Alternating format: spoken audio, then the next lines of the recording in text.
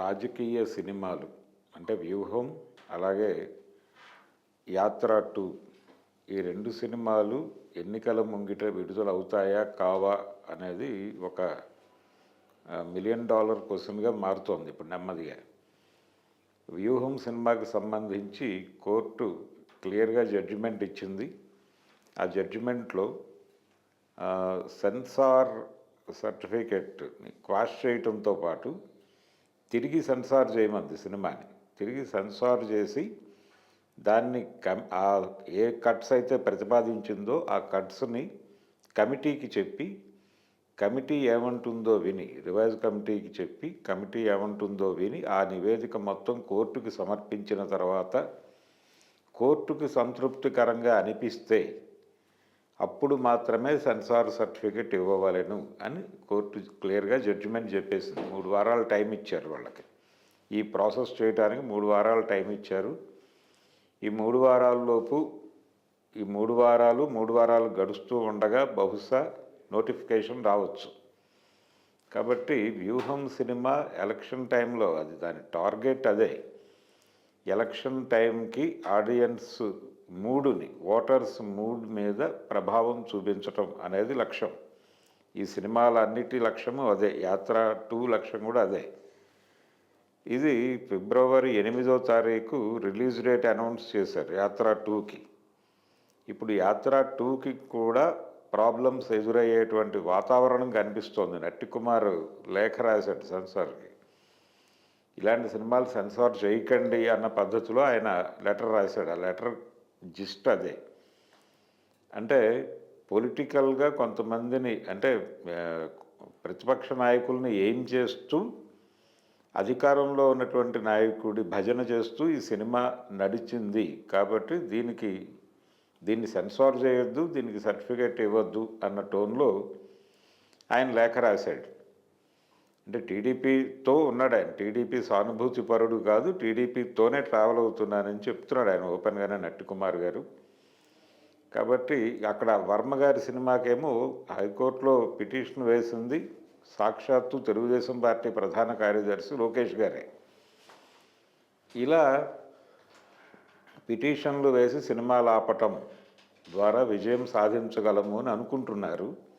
అయితే దీన్ని ఆటా మాట పాట బంద్ లాగా, అంటే ఒక రకంగా నిర్బంధాన్ని ప్రయోగిస్తున్నారు అన్న పద్ధతిలో గనక, అంటే ఇది భావ ప్రకటన స్వేచ్ఛకి సంబంధించి వాక్ స్వాతంత్రానికి సంబంధించినటువంటి నియంత్రణ జరుగుతోంది ఇక్కడ. ఇది నియంతృత్వ ధోరణి అన్న టైపులో క్యాంపెయినింగ్ గనక పెడితే ఈ సినిమాలు తీసినటువంటి వాళ్ళు పబ్లిక్లోకి వెళ్ళి క్యాంపెయినింగ్ గనక చేస్తే దీని ఇంపాక్ట్ తెలుగుదేశం పార్టీకి వ్యతిరేకంగా పడేటువంటి అవకాశం ఉంది. నిజానికి అది మరికొంత ఎఫెక్టివ్ ప్రోగ్రాం. ఆ ప్రోగ్రాం చేస్తారా చేయరా అనేది పక్కన పెట్టేస్తే అది చేస్తే వర్కౌట్ అవుతుంది. ఒక ప్రెజర్ బిల్డ్ చేయాల్సినటువంటి అవసరం అయితే ఉంది. నిజానికి వర్మ సినిమాకి సంబంధించి మాట్లాడుకుంటే ప్రధానమైనటువంటి ఆరోపణ ప్రస్తుతం రాజకీయ క్షేత్రంలో ప్రముఖ స్థానాల్లో ఉన్నటువంటి వ్యక్తులని వారి పేర్లనే వాడుతూ వారిని పోలినటువంటి డిజైన్తో పాత్రల్ని పెట్టి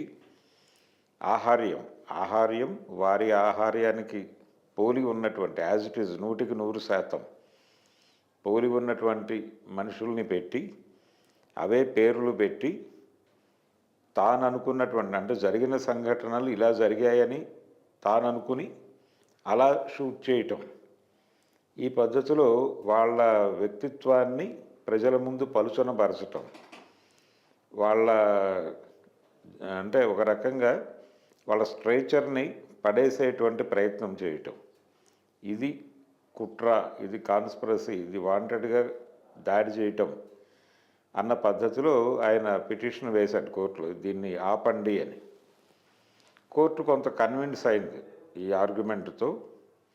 అలాగే వర్మ గారు కూడా ఒక మాట అన్నాడు. ఆ ప్రీ రిలీజ్ ఈవెంట్, వ్యూహానికి సంబంధించిన ప్రీ రిలీజ్ ఈవెంట్లో మీకు సర్టిఫికెట్ ఎలా వచ్చింది అని అడిగారు కింద రిపోర్టర్లు. అడిగితే మొదట సెన్సార్ వాళ్ళు కట్స్ చెప్పారు, ఆ తర్వాత రివైజింగ్ కమిటీకి వెళ్ళింది. రివైజింగ్ కమిటీలో మేము ఒక వ్యక్తితో ఫోన్ చేయించాం, అది వర్కౌట్ అయింది అన్నాడు ఆయన జోవియల్గా.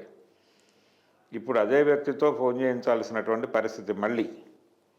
ఒకవేళ ఎవరు చేశారు ఆ ఫోన్ అనేది పక్కన పెట్టేసి దావూద్ ఇబ్రహీంతో చేయించాను అన్నట్టుగా మాట్లాడాడు ఆయన. ఇప్పుడు దావూద్ ఇబ్రహీంతోనో మరొకరితోనో ఆ రోజున ఎవరితోనైతే ఫోన్ చేయించారో రివైజింగ్ కమిటీ మీద ఇన్ఫ్లుయెన్స్ చేయడానికి వాళ్ళతో మళ్ళీ చేయించి వెళ్ళాలి. ఏది ఏవైనా కానీ కోర్టు చేతుల్లో ఉంది ఇప్పుడు వ్యవహారం కాబట్టి కొంత మేరకు కట్స్కి అంగీకరించి సినిమా రిలీజ్ చేసుకోవాల్సి ఉంటుంది.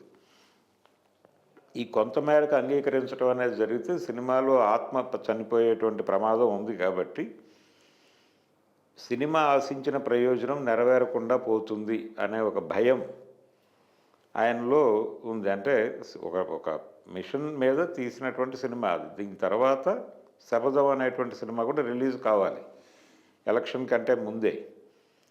ఈ 2 సినిమాలు ఓటర్ మూడ్ మీద ప్రభావం చూపించాలి.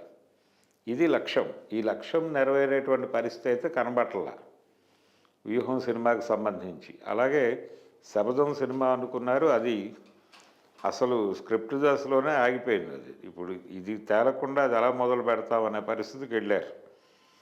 ఈ 2 పక్కన పెడితే అంటే ఇప్పుడు ఒక పని చేయవచ్చు వర్మ.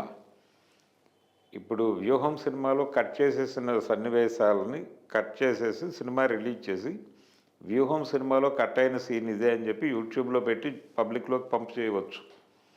ఆ అవకాశం ఉంది ఇప్పుడు. కాబట్టి ఇంటర్నెట్ యుగంలో సెన్సార్ వ్యవస్థ ఎలా పనిచేయాలి అనే దానికి సంబంధించి కొత్త నిబంధనలు డిజైన్ చేసుకోవాల్సిన అవసరం ఉందని తెలుస్తుంది ఇలాంటి వ్యవహారాల్లో లోతుకి వెళ్ళి ఆలోచించినప్పుడు. సో కాబట్టి ఆ సినిమా లేదు. ఇప్పుడు యాత్ర 2 పరిస్థితి కూడా అలాగే ఉంది. ఇప్పుడు ఈయన నట్టికుమార్ రాసిన లెటర్ ప్రభావం సెన్సార్ బోర్డు మీద పడి ఆల్రెడీ వ్యూహం తాలూకా ఇంపాక్ట్ వాళ్ళు చూస్తున్నారు కాబట్టి ఇది కూడా అలాగే అవుతుందేమో. అంటే అవతల వాళ్ళు కోర్టుకి వెళ్ళి అదేదైనా డిస్టర్బెన్స్ అవుతుందని సెన్సార్ భావిస్తే దీన్ని కూడా ఆపే ప్రమాదం ఉంది అనేది కనిపిస్తున్నటువంటి ఒక వాస్తవం. ఏం జరుగుతుంది అనేది డిపెండ్స్ అపాన్ ఆ టైంకి ఏదైనా జరగచ్చు. మనం విడుదల అవ్వదు, లేదు సెన్సార్ సర్టిఫికెట్ రాదు అనుకున్న సినిమాకి సెన్సార్ సర్టిఫికెట్ రావచ్చు. దానిలో మనం అభ్యంతర పెట్టాల్సింది ఏం లేదు. కానీ ఉన్న సర్కమ్స్టాన్సెస్లో కొంత ఇబ్బంది అయ్యేటువంటి ఛాన్స్ అయితే ఉంది.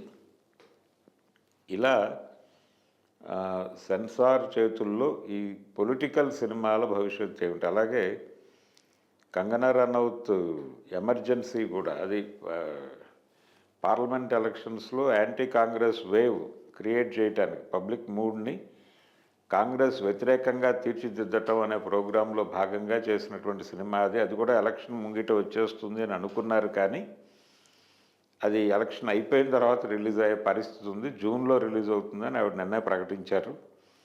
కాబట్టి ఆ సినిమా కూడా లేదు. సో రేపు ఎన్నికలకి సిద్ధమైనటువంటి అన్ని రాజకీయ సినిమాలు ముందుకెళ్లే పరిస్థితి అయితే కనిపించట్లేదు కనుచూపు మేర. ఏదైనా మిరకిల్ జరిగి ఆ సినిమాలు విడుదలవచ్చేమో తప్ప విడిగా రిలీజ్ అయ్యేలాగా అయితే కనిపించట్లేదు. అది వ్యూహం కావచ్చు, లేకపోతే శపథం కావచ్చు, మరో సినిమా కావచ్చు.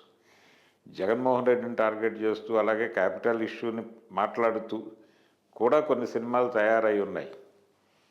క్యాపిటల్ స్టోరీస్ అనే పేరుతో ఒక సినిమా తయారై ఉంది. అంతకుముందు అమరావతి అనే టైటిల్ అనుకున్నారు దానికి. ఆ సినిమా కూడా ఇప్పుడు లైన్లో ఉంది. కాబట్టి ఇవన్నీ ఎలా రిలీజ్ అవుతాయి ఈ సినిమాలన్నీ అనేది చూడాలి. సెన్సార్ అయితే పొలిటికల్ సినిమాని యాక్సెప్ట్ చేసే మూడ్లో కనిపించట్లేదు. అంటే కోర్టు ఇన్ఫ్లుయెన్స్ వలన వ్యూహంకి సర్టిఫికెట్ కోర్టు డైరెక్షన్లో ఇవ్వాల్సిన పరిస్థితి రావడంతో వీళ్ళు ఇంకొంచెం వెనక్కి వెళ్ళేటువంటి ప్రమాదం ఉంది. సో రాజకీయ సినిమాల భవిష్యత్తు ఏమిటి అనేది ఒక గందరగోళంగానే మిగిలిపోయిన మాట వాస్తవం అని అంగీకరించాలి ఇప్పుడు. అయితే దీన్ని కొనసాగించటం అనేది ప్రజాస్వామ్య స్ఫూర్తికి వ్యతిరేకం అనే అభిప్రాయం కూడా చాలామందిలో ఉంది. దీని మీద కొంత చర్చ జరగాల్సినటువంటి అవసరం అయితే ఉంది. మరిన్ని వీడియోస్ కోసం ఛానల్ ని సబ్స్క్రైబ్ చేయండి. లేటెస్ట్ అప్డేట్స్ కోసం వాట్సాప్ ఛానల్ ని ఫాలో చేయండి. అండ్ లింక్ డిస్క్రిప్షన్ లో ఉంది.